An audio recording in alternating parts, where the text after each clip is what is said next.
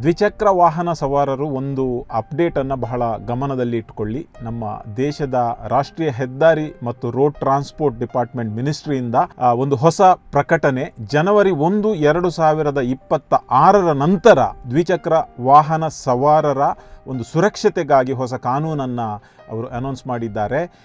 ನೀವು ಒಂದು ವೇಳೆ ಜನವರಿ 1 ನಂತರ ಯಾವುದೇ ಟೂ ವೀಲರ್ ಹೊಸತನ್ನು ಖರೀದಿಸುವಾಗ ಡೀಲರ್ಗಳು 2 ಹೆಲ್ಮೆಟ್ಗಳನ್ನು ಕಂಪಲ್ಸರಿ ಸೇಲ್ ಮಾಡಬೇಕು. ಅದು ಕೂಡ BIS ಸ್ಟ್ಯಾಂಡರ್ಡ್ ಇರುವಂತಹ, ಅಂದರೆ ನ್ಯಾಷನಲ್ ಸೇಫ್ಟಿಯಿಂದ ಪಾಸ್ ಆದಂತಹ BIS ಸ್ಟ್ಯಾಂಡರ್ಡ್ ಇರುವ 2 ಹೆಲ್ಮೆಟ್ಗಳು.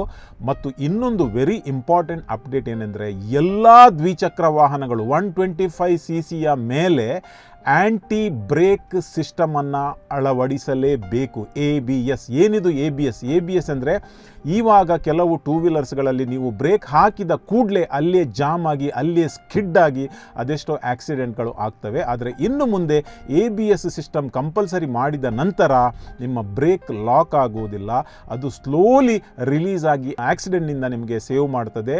ನೆಲ ಒದ್ದೆ ಇರಲಿ ಅಥವಾ ಡ್ರೈ ಇರಲಿ, ಏನು ಅದರಲ್ಲಿ ಡಿಫರೆನ್ಸ್ ಆಗುವುದಿಲ್ಲ. ಯಾಕಂದರೆ ನಮ್ಮ ದೇಶದಲ್ಲಿ 40% ಆಕ್ಸಿಡೆಂಟಲ್ ಡೆತ್ ಟೂ ವೀಲರ್ನಲ್ಲಿ ಆಗುವುದು ವಿದೌಟ್ ಹೆಲ್ಮೆಟ್ ಮತ್ತು ಈ ಬ್ರೇಕ್ ಸಿಸ್ಟಮ್ನಿಂದ ಅಂತ ಒಂದು ಸರ್ವೆ ನಮಗೆ ಹೇಳ್ತಾ ಇದೆ. ಎಲ್ಲರೂ ಟೂ ವೀಲರ್ಸ್ ನೀವು ಗಮನದಲ್ಲಿ ಇಟ್ಟುಕೊಳ್ಳಿ. ಈ ಹಿಂದೆ ಪರ್ಚೇಸ್ ಮಾಡಿದವರಿಗೆ ಇದು ಕಂಪಲ್ಸರಿ ಇರಲಿಕ್ಕಿಲ್ಲ. ಹೆಲ್ಮೆಟ್ ಮಾತ್ರ ರೈಡರ್ ಮತ್ತು ಪಿಲನ್ ರೈಡರ್ಗೆ ಕಂಪಲ್ಸರಿ. ಈ ಹಿಂದೆ 1,000 ರೂಪಾಯಿ ಫೈನ್ ಇತ್ತು. ಜನವರಿ 1, 2026ರಿಂದ 2,000 ರೂಪಾಯಿ ಫೈನ್.